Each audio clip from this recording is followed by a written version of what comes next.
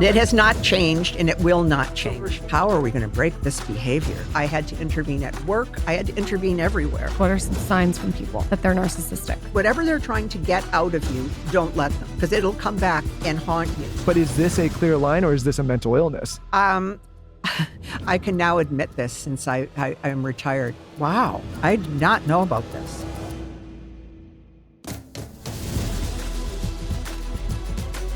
You are the perfect person to ask this and dive into this whole therapy realm. What makes a successful therapist-client relationship? What are the things that make it a successful synergy?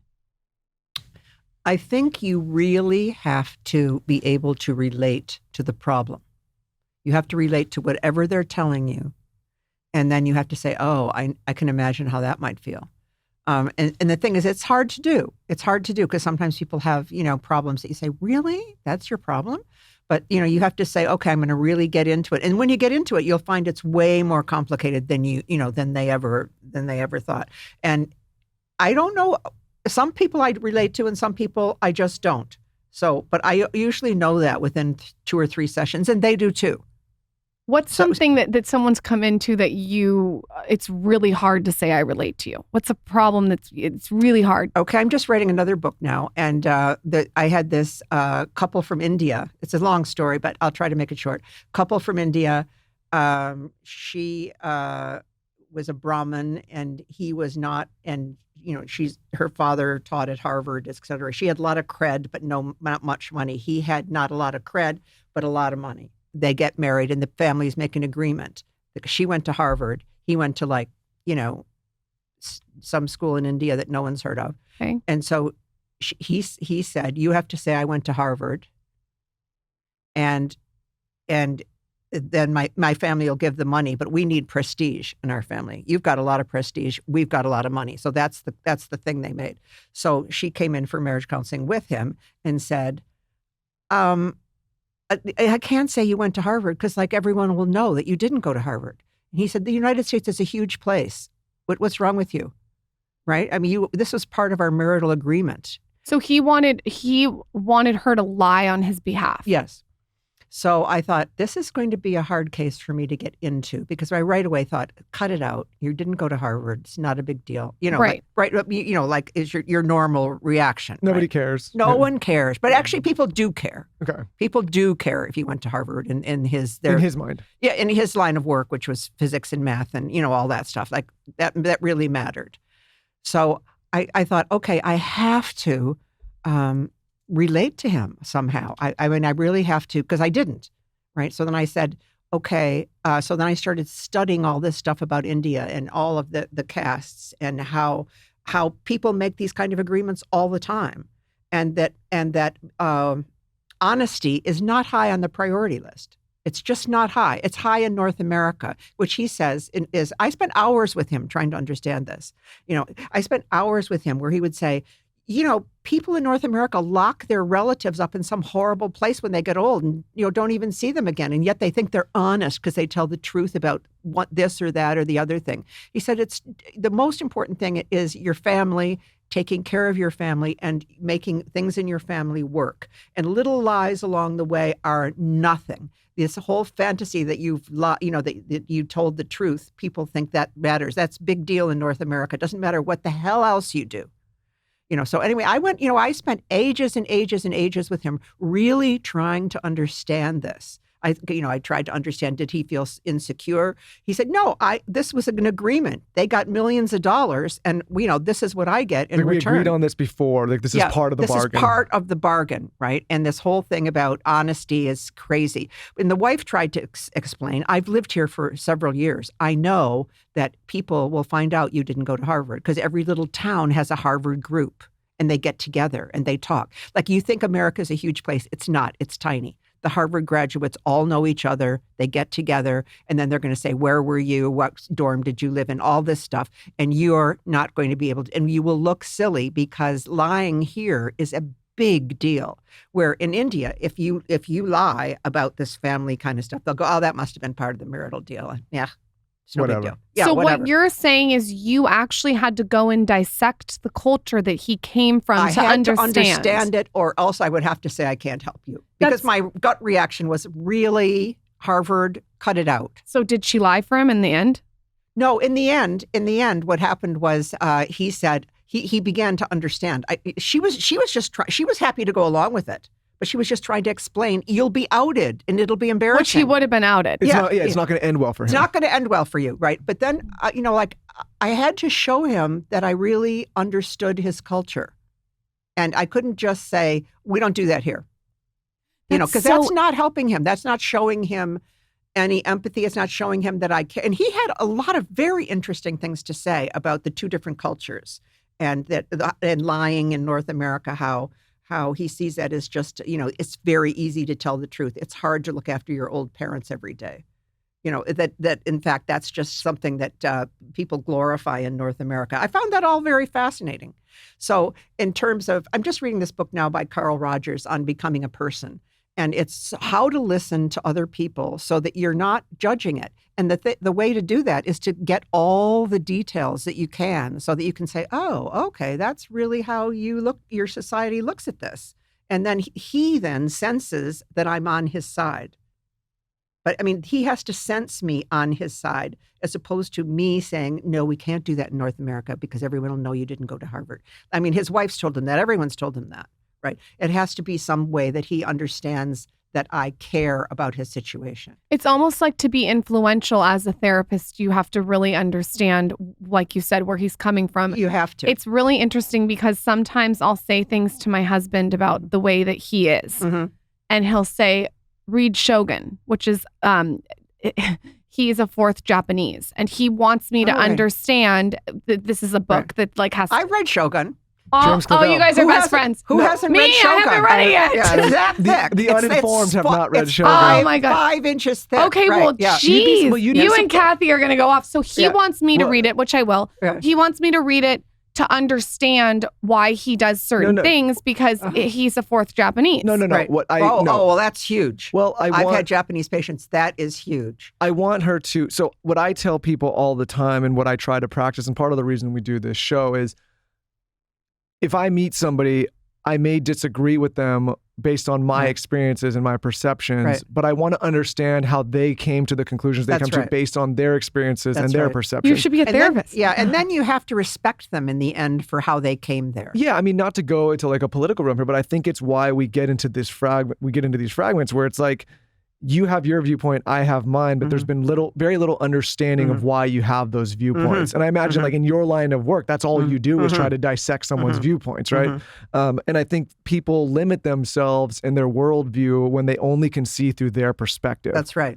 And That's right. You can't be a good therapist if you only see through your own perspective. Yeah, for example, like we'll have people on this show and sometimes you'll see a guest that is maybe polarizing and people will get so upset that we've had this person. Like, I can't believe you'd have this person. I know you don't agree with them. I go, that's the point. Is like if you create a bubble for yourself where all you're hearing and seeing is things you like to hear and see, you become a very limited person. And so, yes, exactly. I don't know, that my perspective on the Shogun thing, which is a whole nation, by the way. I mean, like, every time I loved that book. It's incredible. I love the generations. I mean, it was great. If Cathy likes it, I'll read it. Well, he's an incredible author. He's passed I read it when I was 20 and I'm at 200 now, so. No. They're making a whole series on it now, like a streaming series. Like they're turning it into a show, which they could do it well or not well. It'll be interesting to see. But my point is, Lauren, is that I think it's important to try to figure out someone's culture. I mean, for example, the story you just told us, like that was all about that cultural upbringing and what they perceived as okay and not okay. And there's, two clashing things. Like we would look at that here and say, I can't believe this. And he's looking at us at the same time saying, well, I can't believe you. Yeah, that's right. That's right. Yeah. What has been in your whole line of work the most complex case besides the 5 incredible cases that you've written about in your book? What's been a case that made you really, really have to sit back and think? You just told us one instance, but what's something else that had a lot of complexities to it? Oh, I think the most complex were in the book. And I'm 75, so I have had transgender before there was transgender. And that was my most complex case. because they had nowhere to go. They didn't know where this could be changed. I had to call all around. It was now that's something that's common, but then it was totally frowned upon. And he was fired, and he couldn't use the same washroom, and there was nothing that anybody could do about it. So then it became, how do I go in the closet and do this? Because I have to have a job. So then it was sort of all of the rules of society, the rules of being transgender, everything about it became incredibly complicated. So you find in the end, you wind up saying, I guess you've just got to go in the closet and just live that way. Because you have your job. He had a very specific high-level job. And they said, you can't do that. You can't wear a dress and use the women's washroom. Are you insane? And then they sent him for shock therapy. They wanted him to have shock therapy. I had to intervene. So I think it's my most complex case because I had to intervene at work. I had to intervene everywhere. And also you didn't have the shock textbook. Therapy. No. But I mean, when you look at what 1967 was like, it was where it's psychotic behavior. And I knew him enough to know it's not psychotic behavior, right? I mean, we know that now. But I'm saying take yourself back and, you wind up having to say, no, you're not going to give him shock treatment. This isn't a psychotic episode. And you also, at this time that you're handling this, like you said, there's no colleagues to sort of talk with. Was a very it's a very private issue. It seemed at the time. There's one center in Boston. Yeah. I have a question in the line of work that you do, and I got to think about exactly how I'm going to pose this. But say somebody wants to exhibit certain behaviors that are deemed maybe unacceptable by the majority of society or the framework we've created in most societies. Mm-hmm. And they feel strongly that they have to either behave or act or engage in that certain way. And at the same time, you are dealing with the structures of society, mm-hmm. and some of those structures maybe should be broken down and not exist, mm-hmm. but some of them maybe should. Mm-hmm. I imagine you find yourself at times having to walk a tightrope of like, okay, you have to exhibit who you are, mm-hmm. and capitalize on that and those feelings, while at mm-hmm. the same time somewhat engage with the structure that exists. Mm-hmm. Like how do you walk someone through that? Meaning I can't just go off and do whatever I want. If I want to just walk into stores and say I feel I can just go and rip somebody off or hurt somebody, you got to mm-hmm. say, okay, you can't do that, mm-hmm. but at the same time, mm-hmm. you get what I'm trying to say here? I totally get it. I had this in 1960s with homosexuals who would come in and say, they wouldn't say they were homosexual. It would take 2 years for that to finally come out. Oh my gosh. And then it would be like, what am I going to do now? And then there's all these places you could send them to make them straight, which never, of course, doesn't sure. work and, is horrible. But who knew that then, right? And who knew that, in fact, the DSM-3 that defines all of psychology, who've said this is a pathology, actually later had to redact it. Right. So, but I mean, this is the 60s, and I'm thinking there's nothing really wrong here. Right. I mean, this is how this guy was. Everybody's born that way. I mean, mm-hmm. that was the interesting part, and then there was all this stuff about when I worked in hospitals where they said you have to bring in the homosexual person's mother because she's done something to him. So this has to be a family thing. Right. So, I mean, all of that is totally changed now. So you talk about, well, what is a pathology? And now somebody comes in and says, I'm gay. And then you say, just write gay. And then you say, so what's the problem? Right. It's not even an issue. Not even an issue. Not even an issue. But back then, if you gave that advice, you'd potentially be putting this person in harm's way. In harm's way. Yep. In harm's way. And everyone said they had a cure. There's all kinds of cures. And the whole thing, again, was blame the mother. The mother, it's the overprotective mother that makes the gay son. Not the father. No, the fathers never got blamed for anything. That was like in... they still don't. They still don't. And that's, the same with autism. I lived through the era when autism was caused by the frigid mother. And, that's why the kid's autistic. So not only did you have an autistic kid to deal with, you had to deal with your responsibility for it. And then it was only in the 80s that people started saying, no, actually, autism it doesn't have anything to do with that. The way that I have found the cutest pet gear for your pets is going to blow your mind. Fable Pets. You guys, you've seen it on my Instagram stories. I saw this chic dog crate. It's like white with a pale wood. in my facialist office. And I was like, where did you get that? I've never seen pet gear like that in my life. Her little dog was sitting on the little bed. It's so cute. All the colors are perfect. She told me it was Fable Pets. I went on, I ordered it immediately. It matches my house like perfectly. And then I also went and bought their ceramic dog bowls. And then I harassed them and tagged them on Instagram so we could work together. I just found that their pet gear is so sophisticated, but also functional. And it's something that you want to show off in your home. It's not something that you want hidden, like when guests come over. So I actually have my signature crate right outside on the patio. And then I have my sleek, aesthetic looking bowls all over the house. Additionally, on top of that, they have this thing called a magic leash, which is a hands-free walking leash that can be worn as like a belt or a crossbody. It's going to hit all your aesthetic points. And of course, we have a code for you. Exclusively for all Him and Her listeners, Fable Pets is offering a 20% site-wide discount. Visit fablepets.com/skinny for more information. That's www.fablepets.com/skinny for an exclusive 20% off at checkout. Do you want to whiten your teeth? We have a teeth whitening device for you that is clinically proven to whiten your teeth up to 12 shades in 2 weeks. I mean, first of all, this is easy to use. It's mess-free application, and it's no complicated like messy gels or trays that you see with other whitening devices. It's also perfect for sensitive teeth. So I know a lot of you have probably tried like the whitening devices and they hurt your teeth. And they're super irritating, but not this one. This has no irritation or pain while whitening. Let me introduce you to Moon Oral Beauty. I was actually introduced to Moon Oral Beauty through Sean Neff. He came on the podcast. He raved about it and he helped create it with Kendall Jenner.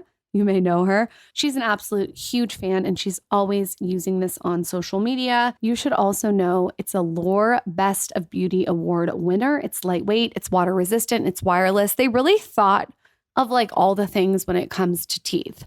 I went on their site and they have 90% 5-star reviews. People are obsessed.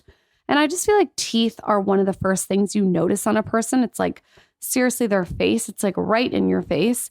And this is such like an easy thing that you can do every day to elevate your beauty routine. So if you're looking for a teeth whitening device, one that really whitens your teeth and it's not complicated or messy, you are going to use our code. You get 20% off your first device purchase at moonoralbeauty.com with code SKINNY at checkout. Again, that's code SKINNY for 20% off your first device order on moonoralbeauty.com. That's moonoralbeauty.com. After having kids, I wanted to get their supplement routine under control like me and Michael's. So I set out to do a lot of research. And what I found is that a lot of children's vitamins are basically candy in disguise. So most of them are filled with like 2 teaspoons of sugar. They also have like a lot of unhealthy chemicals and tons of other gummy junk that like kids should not be eating. So then I was introduced to Haya. This is a pediatrician-approved, super-powered chewable vitamin. This one has 0 sugar, 0 gummy junk, and it's also filled with all the good stuff. So think minerals, vitamin D, B12, zinc, C, folate, and so many other vitamins to support energy, brain, mood, and concentration. Everything is absolutely amazing for your kids. Everything is non-GMO, vegan, dairy-free, allergy-free, gelatin-free, and nut-free. So it really hits the spot. And it's delivered straight to your door, which is amazing and saves you time. We've worked out a special deal with Haya for their best-selling children's vitamin. Zaza likes this one every single morning. Receive 50% off your first order.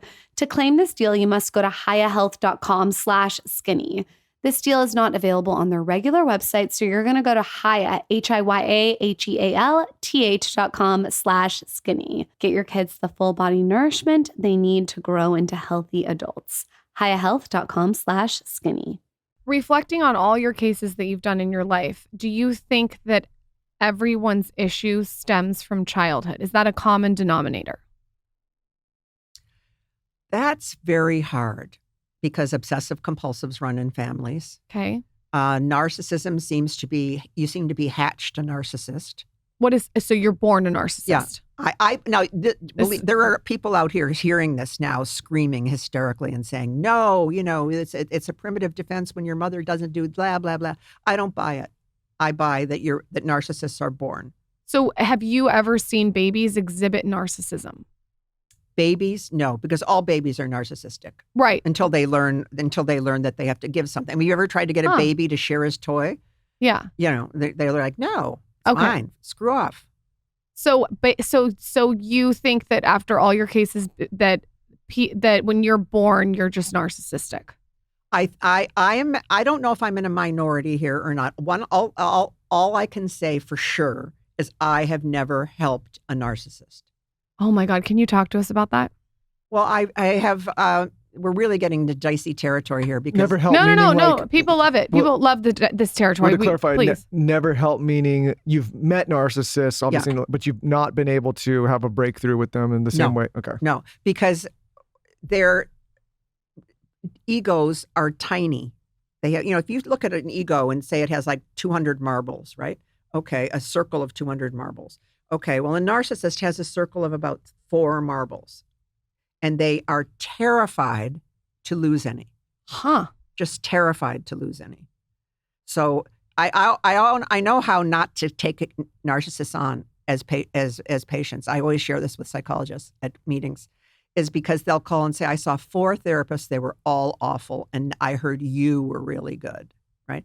Anybody who's seen 4 therapists, it's usually the therapist has confronted them in some way, and then they're like, you are on the other side. You hate me. You can, so if they've been to a lot of places and then they say, but I know you're going to be perfect. You don't do it. Well, they're setting you up in a trap too. They're saying, I know that you're going to be perfect, meaning you're gonna manipulating you absorb and chameleon way. to what I need. Yeah. So if you do end up seeing a narcissist, say on accident, let's say they don't. Oh yeah, I've done it. So what does that look like? Are they unable to just take accountability in any aspect? Yes, they're unable to take accountability, and they. Well, look at, there's a perfect narcissist in the case of Madeline, her mother. I mean, she couldn't take responsibility for anything ever. And no narcissist does. You can't have therapy where you don't take responsibility for issues, because then all it is other people, you feel the therapist is yelling at you, your husband's yelling at you, kids are yelling at you. But it's like, why are they yelling at me? I'm doing my best. Is that one of the core elements you try to get through to people when you're working with them, is to start taking personal accountability? Yes. Maybe not the only one, but one of the cores. Yeah, one of the core things is you're going to have to take personal responsibility for And this. Is that where you start typically, or how do you? Yes. I mean, people come in and say, my husband, the kids are all on his side and they all hate me. My kids hate me. My husband hates me. And all I do is try to cook, clean, work, and do blah, blah, blah, blah, blah. So I'm saying right away, I'll say, well, there's an issue here. We're going to have to delve into that. And if you're a real narcissist, you'll just say, oh, you're just like them. No matter how hard I try, I can't do anything right. And then they leave. What are some signs to look for if someone's listening in their own life and thinks that they're dealing with a narcissist? What are some signs from people that they're narcissistic? They don't take responsibility for anything. And they, when they say something wounding, then they say to you, what's your problem? I was just trying to help you. They always play mind games, and they won't take, and whenever, and they actually think that they are being subtle sometimes, and they're not, right? So you have to say, no, and they never, ever say they're sorry. No, you say, you did this, it was wrong. Now we have to go back and do all of this at work, and you did this. That's what you told me to do. So if you're dealing with a narcissist and there's nothing that you can do and they can't go to therapy, what's the best way of how to deal with them if it's a family member or friend? Right. What I always say to people who have a narcissist in their family is don't be alone with them, because they always come up with things that they're at their worst when they've got you on a one-to-one. Really? Yeah. No, it's like a mother-in-law who's narcissistic, right? Don't be alone with her, because she'll say, my boy is such a bad boy. Honestly, he didn't even help you do the snow today. He was just so, and I say, yeah, he's lazy, whatever. Then later she says to him, to the husband, your wife said you were lazy. Ooh. Yeah. So So you try to deflect it and so when they say things like, "Oh, he is so bad," just say, "Oh, I adore him." But also, and make the rule, I'm not going to be alone with that narcissist, because everybody knows the narcissist and everybody runs and flees, right? And then you're stuck with them. Like, no, I'm not going to deal with this narcissist, because narcissists are always manipulating. And they also feel, when you attack them, when you say, like if you say, "You shouldn't have said that I said he was lazy," you took it out of context, and she'll say, "Why are you hurting me like this? Why are you hurting me in such a terrible way?" Right. So it's exhausting. It's exhausting. It's exhausting. So it's best to never be alone with them, and whenever they're trying to get out of you, don't let them, because it'll come back and haunt you in another way. So if you just completely just stay stoic and calm. I'm sorry you feel that way. What's the difference between someone who's a narcissist and borderline personality? Oh, there's about 500 papers written on that. What are some things that you've seen that's common ground? Borderlines are self-destructive in a lot of ways. Usually borderlines will have some self-harming things that they do. They will, like actual self-harming, or they'll just do behaviors that harm them? No, actual self-harming. Okay. I worked in hospitals, so I see the borderlines that are really, done the slashing and all that stuff. And the other thing about borderlines is they have a fantasy of what's the name of that movie? It's a perfect example of a borderline.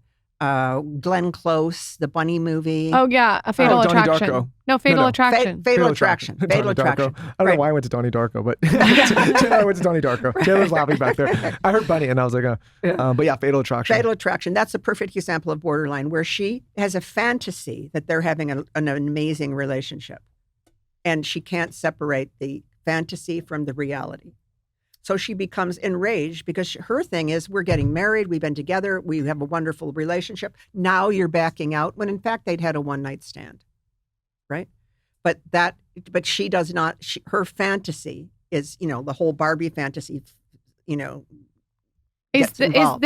And then because she's getting annihilated, she feels annihilated. The borderline, she figures, I've got to kill him, because this is what he's trying to do to me. He's trying to kill me. So it's a little bit delusion. Delusion. Now, I was reading a big chapter about grandiose delusion. This is different, correct? Mm-hmm. Is grandiose delusion is when you think you're sort of better than you are, right? Yes. Yeah. What are signs of that? Well, that bit goes back to narcissism. Okay. It goes back to borderlines. Okay. Because there are all kinds of grandiosities, right?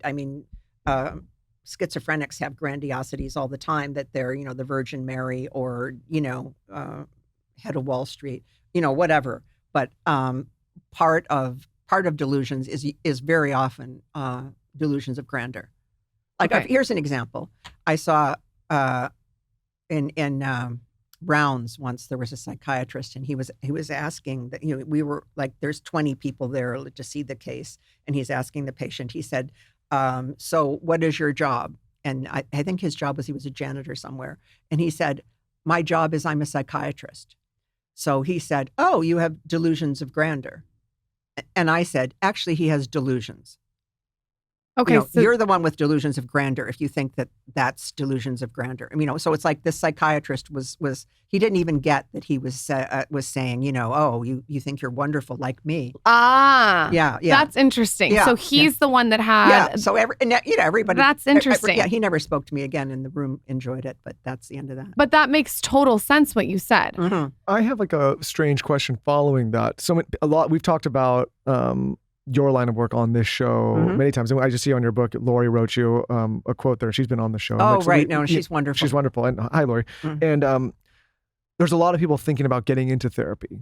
Mm-hmm. But to your point, like, how do you know you're with somebody who's credible and who's kind of together and who you can trust and who is also not having these kind of thoughts? Like, I think that's a lot of hesitation, is I'm going to come bare my soul to you.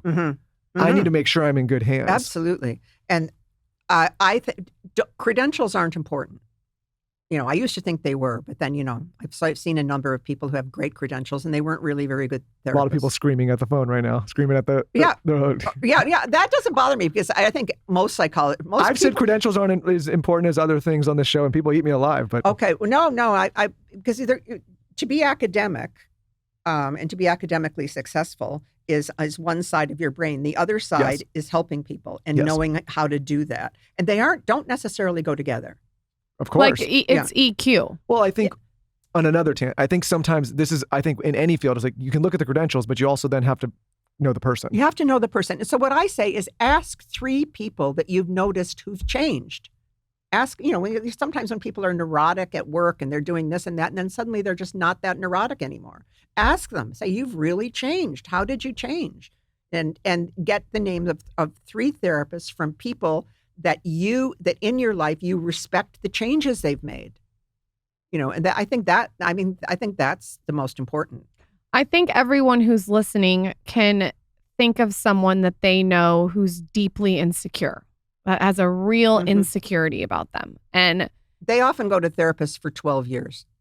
Right. And I would I would love for you to talk about insecurity, where it comes from, why they go to therapists for 12 years. Mm-hmm. And is that something that you can ever solve?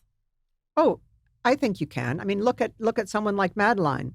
I mean, she was terribly insecure. She didn't believe anybody could love her. She felt underneath it all. Remember when she free associated, she felt she was a monster. Because her mother told her every day of her life, "Good morning, monster." And the mother didn't say it with any irony. So she actually meant, "Oh, you monster down here again in the kitchen. Oh." So I mean, that's what she thought she was, a monster. And she thought that she did a tremendous amount to cover it up with all of her Prada clothing and her millions of dollars and, of her millions of assistants and all of that stuff. I mean, she built this whole web around herself, but nobody could fly in the office. They couldn't go on flights to sell their stuff that they were supposed to sell because she was convinced that the planes were going to crash. And that goes back to the insecurity of really loving that guy, Anton, and then saying, I am too unlovable. No one would love me. I'm not even a normal person. I'm a monster. And if somebody gets together with me, they're going to figure that all out. And I have to keep everybody at bay. And that's why she's so bitchy. So if someone is super insecure, do you think, like Madeline, that it comes from the childhood? Usually, yeah. Although I know some parents who've said this kid was born insecure. Like the other 3 jumped on the slide and the swings, and he is like, I don't want to. You got to be careful about blaming the parent because there's all kinds of illnesses where they've been blamed over generations. Not parents, the mother, gets blamed. And sometimes people do come into the world with a certain amount of insecurity. He always wants to sit on my lap. The other 2 just ran around and played. Well, and again, I think, saying this delicately, a lot of people that struggle sometimes use their childhood as a reason that they struggle, right? And it's like, it's a crutch. It's like, well, I can never be this or do that because of my childhood. And they can't get past that narrative. That's right. Even if their childhood was completely healthy and they had no issues, right? It's just like, that's their narrative. And it's an easy thing to say, well, this is not on me. It's on my upbringing. It's not taking accountability. I mean, you can say, okay, your parents did this, this, and this. What are you going to do about it now? I don't want to hear any more. A lot of therapy is hearing about the parents, et cetera. But then the last third of therapy should be, how are we going to change that? Yeah, I mean, growing up around here and in LA and San Diego, there's a lot of kids that grew up very in great lives, right? If you look across the world, like they grew up fine.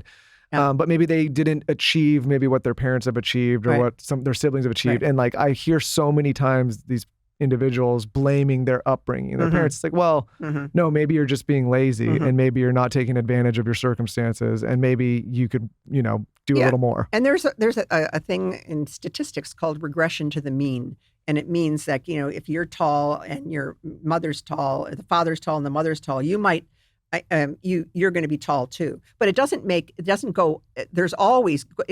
back to the mean because otherwise people would eventually be 7 feet tall. Yeah.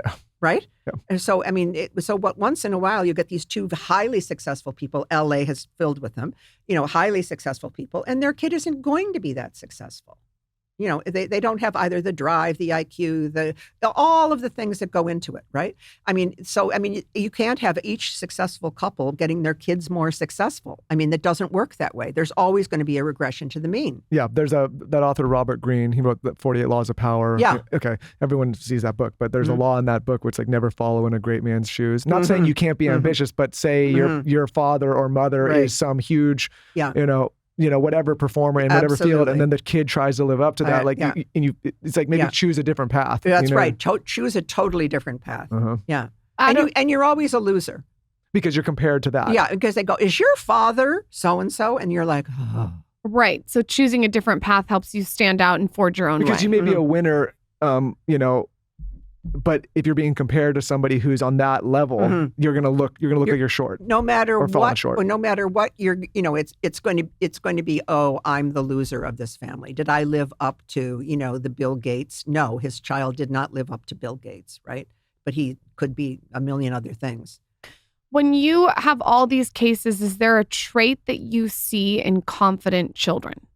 What makes a confident child? Like, what can parents do at home to help support confidence in their child? Rules. Children feel confident when they know the rules and you're not changing them. Right? That's interesting. I don't think anyone's ever said that on this show. Well, I used to work in the child and adolescent ward at in a huge old bastion of a mental hospital. That's how I started out. And they calmed down as soon as they knew what the rules were and that no matter what, you weren't changing them. Because they'll try to manipulate. Because with the parent, if you manipulate enough and then you're like, I'm going to kill myself, I'm going to get a knife and go like that, I'm going to do, you're like, well, you got to do what you got to do. When you, after a while, it all stops. It's like the kid that threatens to run away and goes to the driveway. Yeah, that's right. Yeah. Goodbye. Right. Is also for parents not to put emotional baggage into what they're saying. No, you cannot have another popsicle. You've already had a popsicle. Okay, I need another popsicle. I'm boiling hot and I have to have another popsicle. And, then saying, you're driving me nuts. No more popsicles. That doesn't help. It's like, no, we had that discussion. I'm not having that discussion again. So, but not putting your own emotions into it, because then he's won. He's like, oh, she's really flipped out So now. It's just a clear boundary. Just have a clear boundary. Yeah. And do not think they're doing this to you. I have another personal question for you. Obviously, we're here to talk mostly about your book, Good Morning Monster, and these 5 stories that you put in there and, the show we're working on together, which I'm so excited about, by the way. I think it's going to be phenomenal.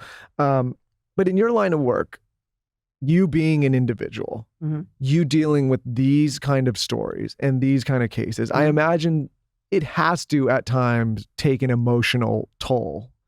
Or are you able to separate that and kind of put the briefcase down, go home and be like, okay, I always wonder, I think about this with doctors that see crazy things. I think about it with people like you, just people that are in a position where they're trying to help people that are in terrible positions. Like, what does that do to you? We interviewed the owner of Barefaced, Jordan Harper, on the show. If you haven't listened, you have to go back and listen. It was like episode 595.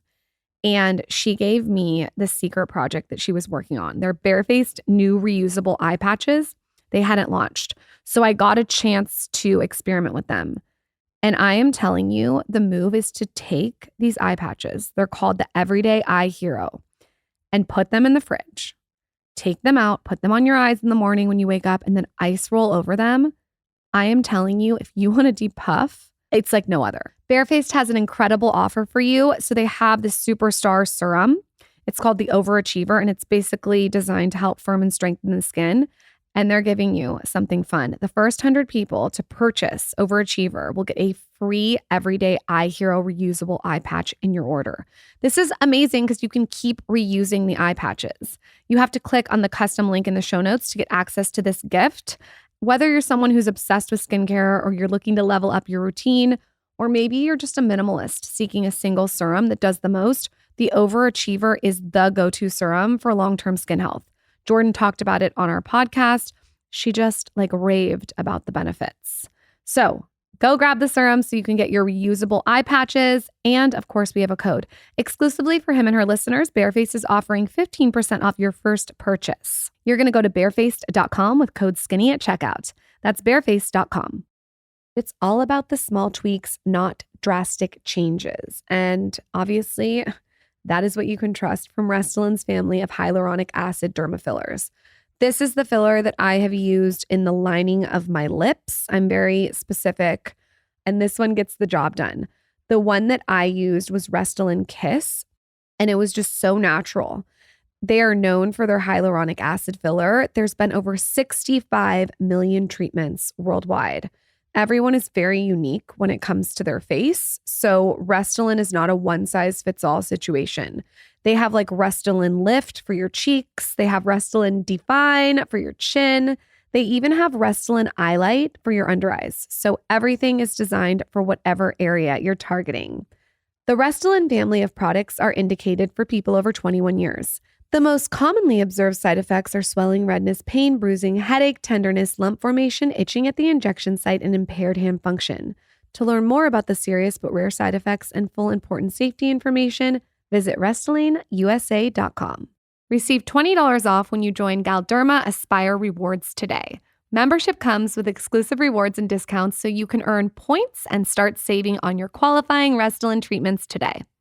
Visit AspireRewards.com to start saving now. Again, that's Aspire, ASPIRE Rewards.com. Terms and conditions apply. Are you looking for real, healthy food for your pet? Well, I have you covered. I'm going to tell you about the wet food that I use for my dogs. It is absolutely amazing. The Farmer's Dog. They deliver fresh, healthy dog food straight to your door. It's developed by vets and it's nutritionally balanced. What I've noticed the most, though, is my dogs are Chihuahuas and they used to get really weepy eyes. And now, since switching their dog food to something that has a lot of nutrition in it, I've noticed that the weepy eye situation is gone, which is amazing. My dogs get so excited when they see the Farmer's Dog. They like literally dance, they lick the bowl, and I just feel good about it. I think we all concentrate so much on what we're eating and what we're ingesting and what we're drinking and what we're feeding our kids. And sometimes the pets can get left behind. So if you're looking to upgrade your pet's nutrition and you want something where you don't need to go to the pet store, you have to check out Farmer's Dog. I just think if you're looking for all the great benefits, like a healthier coat, better skin, better breath, we all want better breath for our dogs. Get 50% off your first box of fresh, healthy food at thefarmersdog.com/skinny. Plus, you get free shipping. Just go to thefarmersdog.com/skinny. Go to thefarmersdog.com/skinny. You get 50% off your first box plus free shipping. Just go to thefarmersdog.com/skinny. Go to thefarmersdog.com/skinny. You get 50% off your first box plus free shipping. I can now admit this since I am retired. It never did anything to me because I am, some people are extremely empathetic and that's how they work. You know, like they feel for you and they da-da-da-da. What I've never been that type. I've always been like the problem solver. You know, like I make charts and it's like, okay, this happened, and then you felt this way. And, you know, and just sort of sort everything out and say, okay, we have to accomplish this, and this. Before. You're almost like a detective. Yeah. Like that's why people tell me that my stories read like detective stories because it's like, you know, it's like with someone like Madeline, you know, the monster thing was one of our breakthroughs where she actually felt she was a monster. Well, if you feel you're a monster, then everything falls into place. Oh, no wonder you can't marry somebody. They'll find out what a monster you are. Like, but you have to find out first that they think they're a monster. And right? even it's so crazy that just that line that her mom said, 2 seconds of her Mother's Day to say, "Good morning, monster," affected her to actually believe she was a monster. I mean, it's so crazy. Oh, everybody believes their mother. Everybody believes their mother.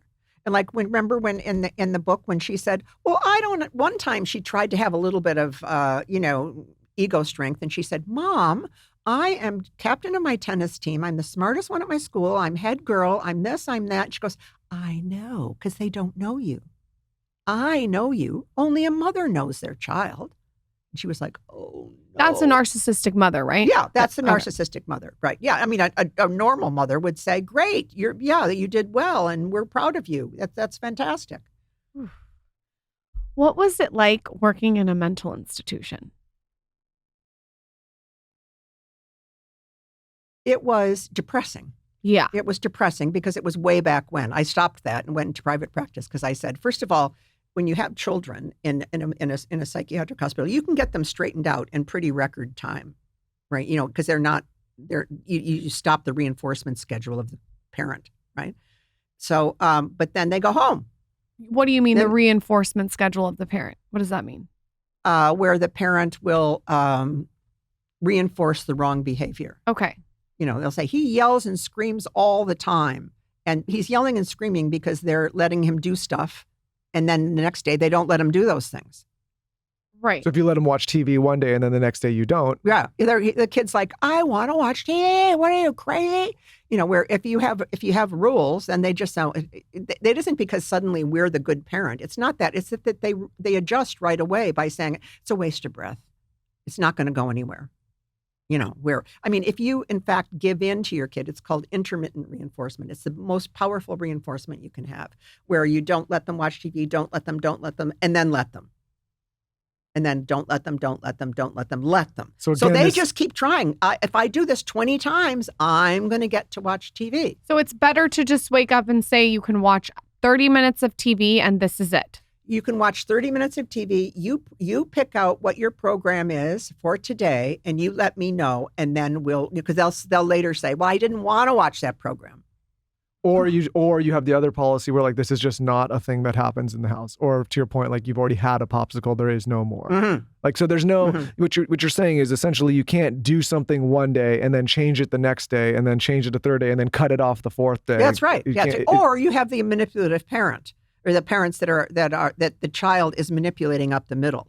You know, I need a popsicle. No, you've had a popsicle. The father says, why can't you have a popsicle? It's boiling hot. Ooh, I do that sometimes. Right.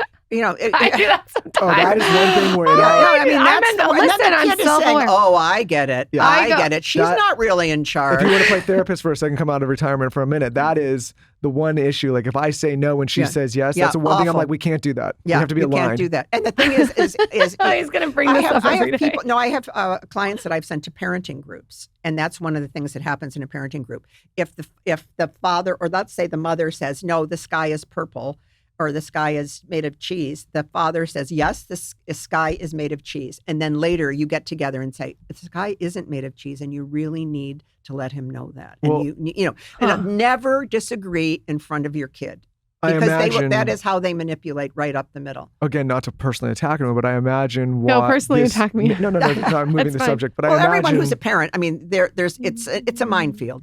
You know, they all have stuff. I imagine though, for a number of reasons, this is one of the primary reasons divorce is so hard on children, because you now have two parents parenting in separate households, maybe at times and they can not manipulate. Being aligned, and you can pit one againve the other. That's right. And then they say, I don't do that at daddy's house. And then it makes the other parent feel bad. Yeah, but it's actually, this is just based on a few friends I've had who've had, she said it's much easier because now no one disagrees with it. I just say, well, that's daddy's house. And that, I have my own rules. And she said, now nobody disagrees with them. And because the father was spoiling them. And she was like, no. Now he spoils them like crazy when they're there. And she has the rules of this isn't good. She said, and then when they grow up and like now they're grown up, they're like, oh my God, he didn't even make us go to school. What the hell was wrong with him? Huh. It all comes back to haunt you. Yeah. So when you're hearing these stories, and specifically these ones that are in your book, and you have these patients telling you these at times horrific things, how do you manage that? Like, do you I look at these things as problem solving. And then so sometimes I'll wake up at night and I won't feel sorry for the patient. I'll just say, I know what the problem is here. We need to do this, this, and this. And that's just my personality.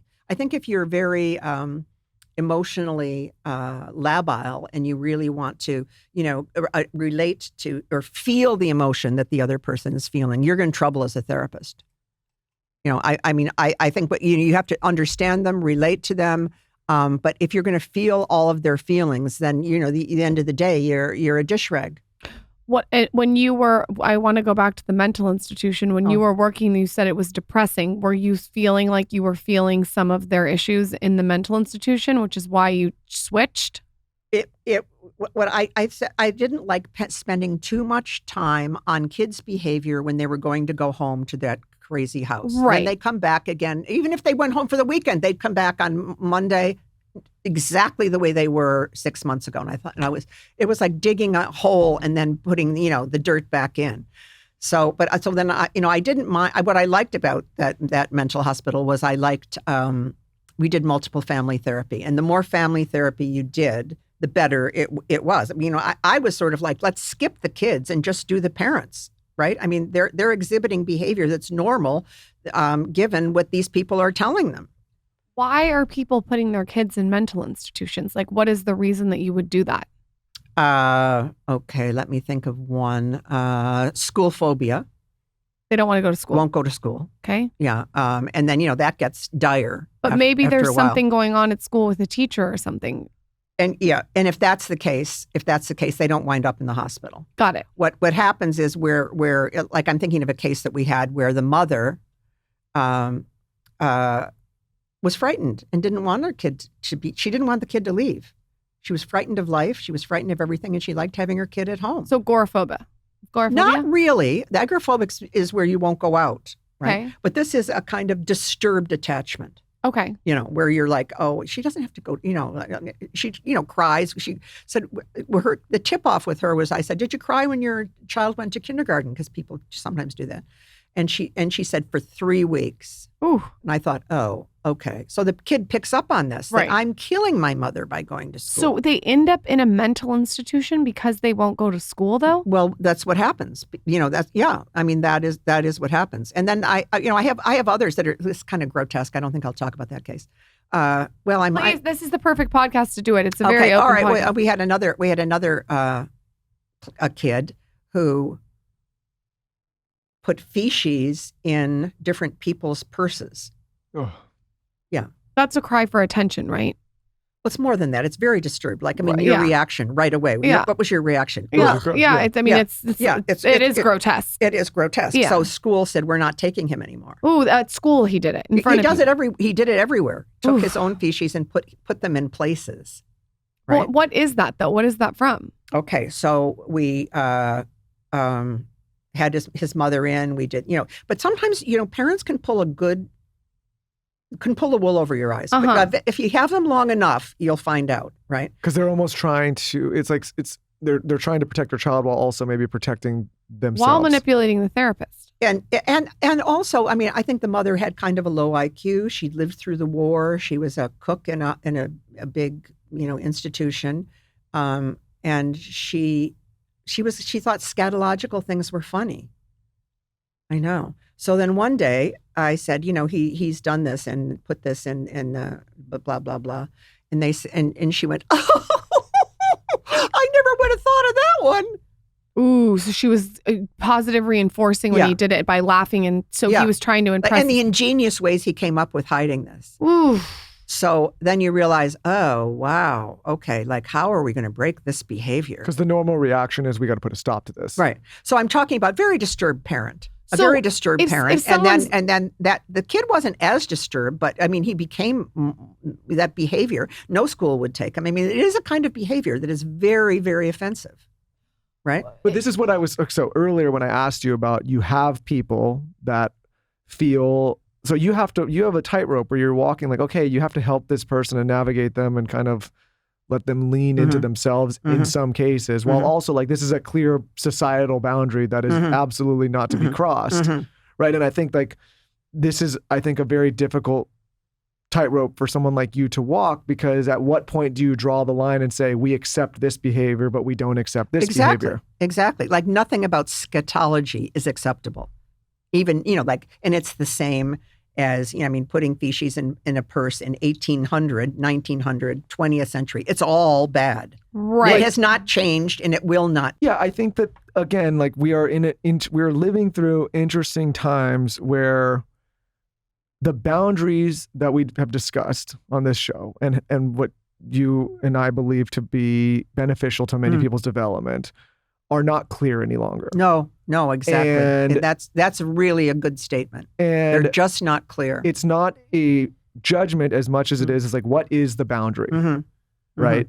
What is the language? What is the boundary? Because if we have a system where everything is accepted based on the way everybody feels at every time, you have absolute chaos. Yeah, absolute. And this is a reaction. It happens about every 20 years. I mean, the reaction to 1950 toilet training, right?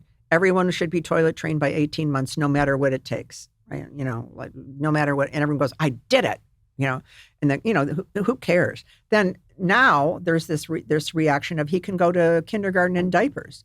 No, that's crazy too. So, I mean, when they say, well, we don't want that stuff in the 1950s where it was really awful, you know? So yeah, there's this reaction. And now it's like a correction. It's like a correction. And then the correction goes back to the middle where it probably should be. Yep. You know? Yeah. I mean, like it's like political correctness in general or wokeness and all of these things. It's like, you know, there was all this crazy stuff about gays and all this crazy stuff in the 50s and 60s. And then it's gone all the way to another level and it's going to correct itself. Yeah. Because I say all the time, especially on this platform, I say there's right and there's left and there's middle and then there's the extremes, which is where we are right now. And I think what happens is, and one of the things I said during the pandemic is, the danger with extremes is they get met with extremes. Yes. Right? So you see these issues that have not been issues for 20 years become massive issues. Yeah, somebody has gotten away, they pushed an extreme agenda, and the answer to that is the other side pushes a more extreme agenda, and then you end up in this place where everyone's like, how the hell did this even happen? You got to get back to the middle somehow. That's right. Huh. That's right. You mentioned off air about how you ran out of empathy. And I thought that was so refreshing to hear from someone who has been such an incredible therapist be really honest. Can you talk about that? Well, I was a therapist for 25 years. And, you know, when people would come in and say, I have this problem, I'd seen so many. I'd say, oh, okay, here's this problem. Here's what we have to do. And we're going to have to do this, this, and this. It became formulaic. It became formulaic. And it was no more where I was like, I've got to read books on this. I want to understand this. I want to. It's not so much lack of empathy, but it was, I've been there. I've done this before. I know how to do this. And I don't like that. That's a bad feeling. Because it's no challenge. It's no challenge. And then there's nothing new. Right. So, but, you know, I was never hugely empathetic. It's just not, I mean, you know, everybody has a scale of how empathetic they are, how much they are a problem solver. I'm low on the empathetic. What's the line between empathetic and sympathetic? Sympathetic is where you say, oh, I really feel sorry for you. That's terrible. And empathetic is, I really feel what you're feeling. Okay. Right. And, you know, I find empathy strange anyway, because you really don't know what people are feeling. I mean, I don't know what those 5 patients were feeling. And to say, I know what you were feeling is crazy, right? But then also, whatever empathy I had was dwindling. And I thought, I don't think I'm giving people as much as I gave them when I started out. And I thought, time to stop. So I just, at 50, said, that's it. And then I became a writer. But I mean, damn good writer. Right. But I just, you know, I mean, sometimes people are the major wage earner and they have to plug on to, you know, 65, where I've had a lot of friends, and most of them are male. They're saying, I can't take another minute. Oh my God, tell someone who cares. You know, that, because to be empathetic all day is draining. Well, that's what I was asking you earlier. It's like you're taking on all of this heavy energy. Not like people are coming in and talking to you about how great everything's going all the time. God, that never happens. Yeah, it's all, I mean, it's just, I think it's a job very few can do well. And I'm not saying people can't do it. I just mean, no, absolutely. For at least long, sustained periods of time. And again, I've not been in your position, but I imagine just that constant, I mean, we all know what it's like to go to a dinner with somebody who's draining. Oh, yeah. Or maybe like depressing. Or and I'm slumping in my chair as you speak. Yeah, and what's the reaction is, I want to get out of here. I want to sit, and so imagine that's your job and you're doing it every single day. But if you're looking at it as a problem and looking past the emotion and saying, how did this happen? What is stored in this unconscious that I have to bring out?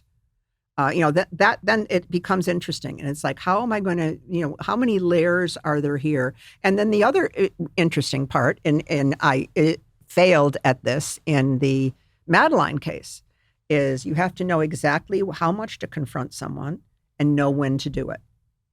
And also maybe know when to stop, because some people's egos are so fragile that you probably have to gently confront them. I know. And it's so, and I was being a smarty pants, which is my won't. And I said, oh, you're in love with Anton. I just figured that out. And she said, get out. Remember, she fell apart completely. Yeah. And it was like, she wasn't ready to hear that. So and what was I? So, I mean, like I should have come at that over a 2 or 3 month period, not one day. Or what it seemed like a lot in your book, you let the patient be the hero and come to their own conclusion. If they don't come to their own conclusion, they don't change. Right. So you're almost their guide. Yes. But sort of I guess you could use the word guide. You can't say you are this and you are that and you're in love and without them. Yeah. No, I mean, first of all, anybody can do that. Anybody could have, in the office, Vienna could have said, you're in love with him. My God, it's obvious, right? I mean, it doesn't take a psychologist. The psychologist should be thinking, okay, she's beginning to feel feelings of love, and they're terrifying for her because guess her parents loved her. I'm using that in quotes. They didn't really love her. Her father betrayed her several times, wouldn't let her in the house because these two crazy women, because the woman he was with after the mother, he said, no, you can't come in the house because she gets too upset. So, and I mean, it was like, oh, he loves me, but he betrays me. Oh, my mother says, I'm only trying to help you, and I'm your mother. I'm the one that can tell you things. But actually you're not feeling any love from her. You're feeling incredible hostility. So when you start to feel love for someone, all it brings is terror. Why do you think the reason parents are unable to love their children the way that they should be loved is because they're narcissists themselves? Or they're damaged. Yeah. Or they're damaged. Yeah. It's like the gorillas that I talk about in the Madeline case. I worked with a friend who's a veterinarian at the zoo, and they captured these gorillas, brought them over in crates, and when they were babies, and dumped them at the zoo. And then they never had a troop. They never saw other things. They never saw, what is it called? Grooming, which is the first thing you do is grooming. And then you go from there to group play. Then you go from there it takes about 25 steps to get to sex, right? Right. So they never saw any of this, right? So then they tried to mate them because they wanted to have more gorillas. So they brought in some male gorillas, and the females went out of their minds. They thought they were being attacked. And they just thought, what is this behavior? So people think sexual instinct is innate. It's not. There's huge number of steps that you go through before. I mean, think of what you were like at 7 or 8. If someone said you should have sex, right? I mean, that's, I don't know how old your kids are, but mine, when any sex was on TV when they were 7 or 8, they go, oh, and cover their faces like they're frightened of it, right? Well, this is how the gorillas are. They wouldn't do it. So then they decided, okay, we'll artificially inseminate them. So they did. Most of them miscarried, but one of them had this child, and I saw the whole movies of this that my friend did, and and then the second the child was born, she tried to kill it. She just was like running around trying to kill it. She said she didn't understand what birth was. She'd never seen it. She didn't have a mother. She didn't know anything about what goes on in the world. She had never had a mother. She never had a father, and she lived in a cage. And suddenly she excreted something that wanted to crawl on top of her. When you say it like that, it sounds insane. It sounds insane. Like she was just going, oh my God, get out of here. It's a giant bug. Right. So then they thought, okay, but how do we get her to bond? So then they called me and said, look, because I'm a bonding person. They said, how are we going to get this to bond? And I said, well, the mother's got to spend time with it, right? But the mother keeps trying to kill it. So then she gave it a whack, and it just was out like a light. Poor little thing, right? So then they put a little red football helmet on, and they tried to really, like he was like dressed as a little tiny football player so that the mother, that she had more of a chance to bond but not hurt him. Didn't work. So finally they had to, then the thing perpetuates where they have to separate them. And then, now that baby's going to be alone and the gorilla's alone. So you can say, okay, well, how can parents do this, this, and this? Well, that gorilla had no idea what birth was, what sex was, and she didn't even start out with the grooming. Grooming is where the mother picks little bugs off you. And, there's about 30 stages. Never had any of them. So what you're saying is if you don't see love and you don't see nurturing and you don't see like a mother bonding with a baby, then how can you go do that yourself? That's right. It's not totally innate. There's some innate qualities, like you'll see little girls will pick up a baby, doll, hold it. But that's because some mothers picked up babies. Ah. Yeah. So, it's a little bit innate, but it needs cues. So you mentioned time. If someone feels like they're not bonding with a baby, what you're recommending is to spend time with the baby. Mm-hmm. Huh. Mm-hmm. Yeah. Yeah. And what happens is when people aren't bonding with babies, they spend more and more time away because they're anxious. Right. Before, I know we're going about time here, but before, you have obviously so many fans, including us, of this book you wrote. And when Lauren discovered the story, obviously fell in love. We first learned about it from Glennon Doyle. And now, obviously, through Dear Media, we're working on an adaptation for your book. For listeners that are fans of the book, what would you tell them that's maybe going to be a different version or something that they haven't seen or heard from what we're currently working on now? Because I think, like, you obviously have the audiobook, but I think what we're doing here is different. Oh, it's different. Yeah. It's almost like a radio play from the 30s. You've taken the story, you've had actors act it out. And I was very pessimistic about how you were going to do this because there's so many thoughts in it.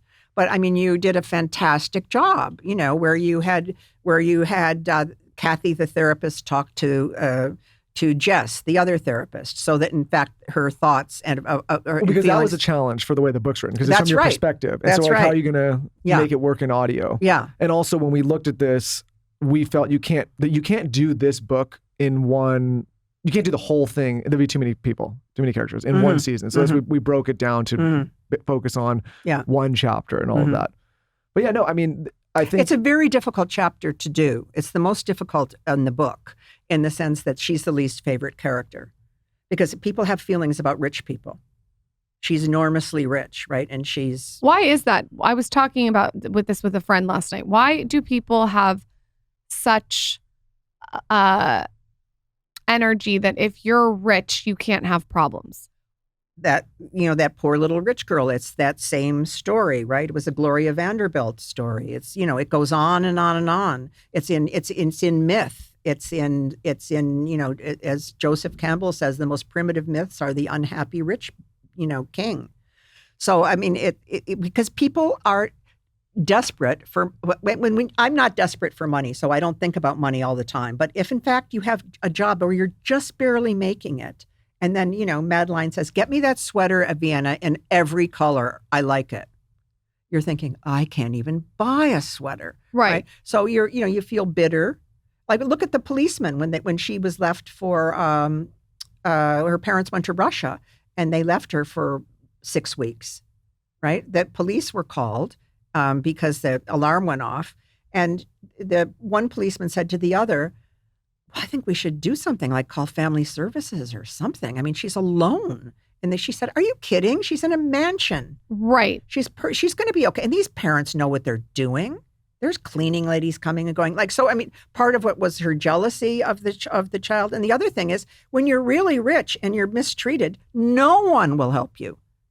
Right, because at least, when you look at Laura or one of the other cases in the book, when she was, found abandoned, she went to child services. They found somewhere for her to go. Where if you're rich and you're mistreated, no one helps you. Yeah, I also think that, again, and this is a subject that people they're going to feel strongly about. But I feel if you don't have money or what you perceive to be enough or a lot of money. A lot of the time people look at money as something that solves all of your problems. Like, especially if you've never had it. Like, oh, they have money, so they must not have problems because the money solves their problems. When many of the people we've met, that's, what is that saying? More money, more problems. Like they have all sorts of problems. They just may not be the same problems. Like they're not struggling to pay the mortgage, but money causes a lot of family issues. It causes a lot of issues around validation, who has this, who has more, who has less. Like there's a lot of children that struggle that come from families with a ton of money because they live in these kind of worlds where maybe they feel they don't attain the same level of success. There's all sorts of addiction. Like I guess what I'm saying is, we were at dinner with a couple last night and they're like, they grew up privileged, but they were talking about the many issues that their family has faced, some of them very severe, you know, and they're like, nobody will ever validate those issues or feel sorry for them because their first response is, well, they have money, so it's not an issue. Well, the majority of issues in families, when they break, I was surprised by this, and it probably tells you what a Pollyanna I am about money, is the majority of issues in families are financial. That doesn't. I've heard also that the majority of issues in marriages come down to being financial issues. I know, yeah. Well, like the marital issues are financial, and I'm going, wow, that's amazing. Because when you only have a certain amount of money, and he says, I want to have a motorcycle, and she says, no, we need 2 strollers. There's a huge fight. I mean, it's all about priorities too. And I mean, and those priorities become incredibly important when you don't have enough money. Yeah, I used to have a more myopic view, but I realized as I've grown older, what I perceive to be as maybe a non-issue. Like if somebody comes to me and says, I've lost my job, my first thing is like, well, get another job. Right? But if that's the most severe thing that's ever happened in your life, that might be the most catastrophic event that you've ever felt or experienced. Where that's, for me, it's like, if, my wife lost her mother at a young age, she's going to look at somebody that's lost that job and compare it against something that traumatic. Yeah, she's going to say, get a life. But it doesn't mean that person is not feeling a certain way about what they perceive to be the worst event of their life. Well, and the other thing is, why do they perceive it as the worst event of their life? Usually it goes back to something. It goes back to where, the father says, you are never going to amount to anything. Look at your brother. He had a paper route. He did this. He's been working since he was 13 and you played hockey. Yet you're going to pay for that someday, young man. And then he loses his job and it's like, oh, I'm lazy. I'm all the things my father said I was. And those things get said not in such an obvious way. They get said subtly. Oh, here's our happy-go-lucky guy.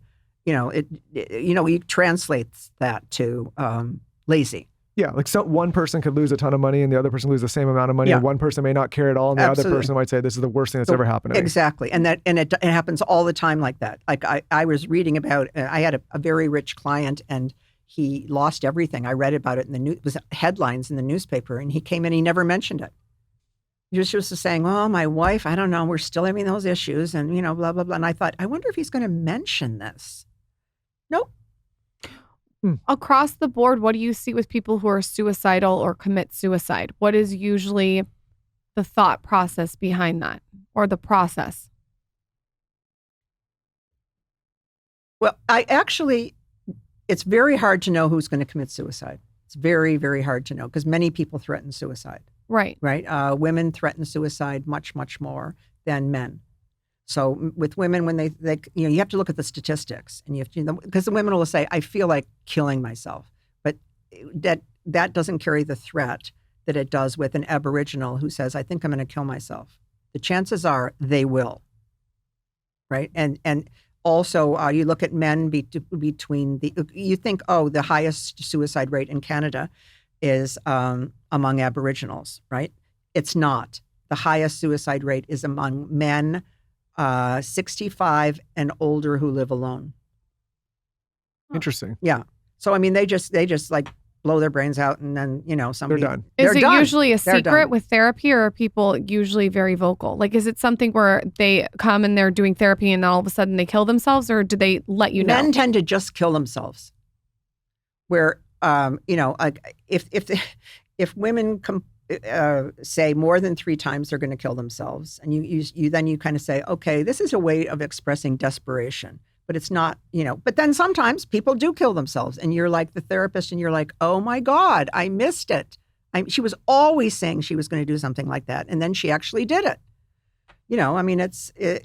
It's very, very difficult, because sometimes people, you want to look at the statistics, but sometimes people walk right out of the statistics. Huh. We've had 11-year-old children in psych hospitals kill themselves. Oh my gosh. That's maybe contributing to the depression that you feel when you're in a mental institution when you're working there. Mm-hmm. You wrote a book too, along with Good Morning Monster, about Darwin and Freud. Mm-hmm. Why did you decide to write about both of them? What research did you do? Why did you decide to? Oh, this is a long story. I was very interested in Freud, and I began reading very early Freud. And Freud was a biologist before he was ever anything else, and he was a science guy. And but then he was very, very much of a fan of Darwin. Now Darwin, Origin of Species, et cetera. So I started reading all of Darwin and saying, Darwin wrote a whole thing on sexual selection. That was his second book. But Darwin was afraid to come forward with his sexual theory because he was already, he's upper crust English. He's like, no, I don't want to do that. Freud was a Jew, already an outcast in Vienna, 75 years later. And he's saying, I'm going to take these ideas and run with it, I think. And so I wrote that. That was the thesis. But it was based off of the stuff Darwin had kind of started working on, but was scared to come. Yeah, that's right. And so the famous Freud stuff is his psych stuff. Nobody pays attention to all the biology he did. And nobody pays attention to the psych stuff that Darwin did because he became so famous for the other stuff. Interesting. Yeah. So what was the sexual theory, if for anyone who's listening that doesn't know? That basically everything comes down to sex. That and Darwin says, he gives, Darwin is famous for hundreds of examples till you finally fall over in your chair and say, okay, I believe it, right? I mean, he, like the deer, the male deer, okay, they often die in the wild because their horns, which are huge, get stuck in the trees, et cetera, so they're not very adaptive. Right. But they still need them to carry on wars in front of the female because that's the only way that the female will choose a male. Like, oh, I like how he fights with those horns. Right. So the thing that kills them, they need to reproduce with. And so you would think, okay, staying alive is more important than reproducing. And Darwin's saying, not really. Not really. All you have to do in the world is reproduce once and then Bob's your uncle. Interesting. Yeah. Yeah. So, I mean, and Freud is saying, that like the whole sexual thing. So Darwin said more about sex, but then people just ignored his second book and said, oh, he's being a little bit silly now. And, but he was already super famous. And so he was doing a study of different species and showing that like they actually prioritize producing more so than they do on living. Right. Yeah, that's right. And so from that deduction, he said that is the most important element for species is actually. And Darwin did a bunch of fascinating things. I mean, I'm not going to get into it because it's goofy, but I mean, he studied androgynous eels. So like some animals have both, they're both masculine and feminine, right? So androgynous eels. And then he said, really, they can actually decide what sex they're going to be. And sex is actually on a continuum, Darwin said. And people were like, what? That is insane. So then Freud picked up on that and said, bisexuality, everybody's bisexual. And what you repress is the other side. Like if you're repressing all your male traits or you're repressing your female traits. But in fact, it is a continuum. I mean, men have breasts. I mean, we all came from, one thing and then bifurcated. So Freud is saying, and now bisexuality is like the latest thing in the world, right?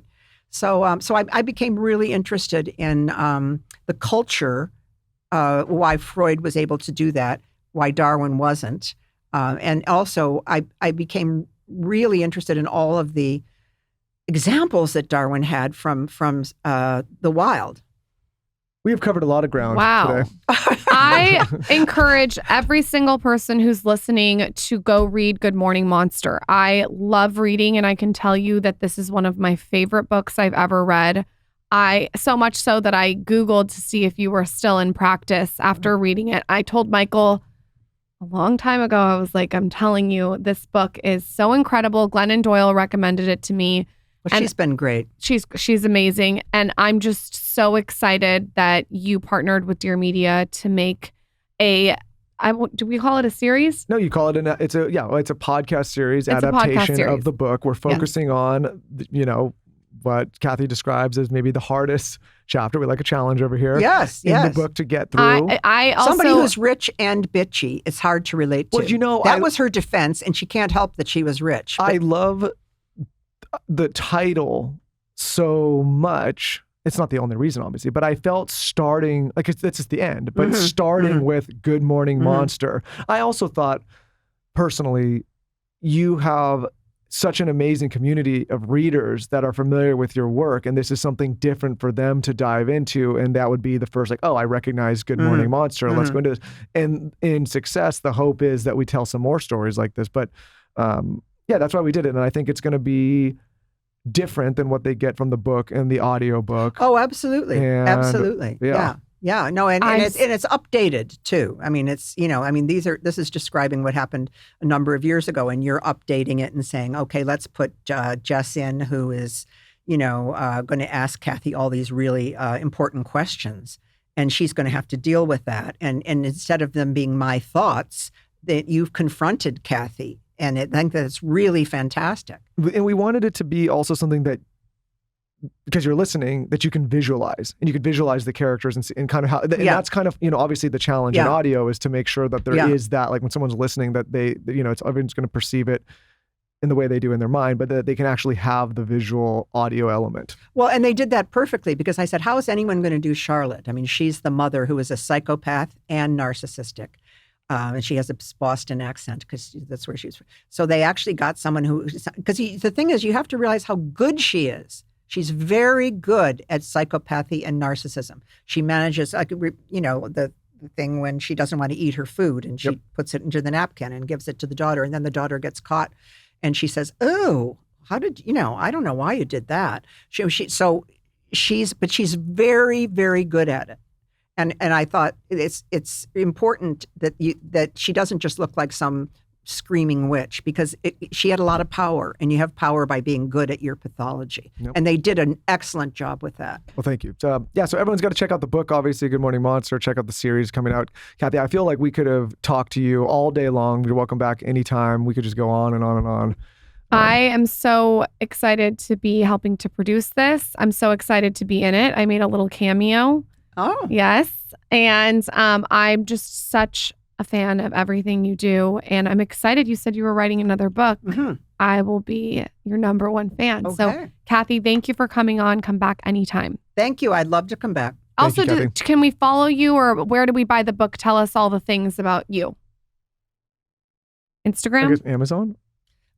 Yeah, you can get the book at Amazon. You can get the book anywhere, I think. It's a major... It's done well.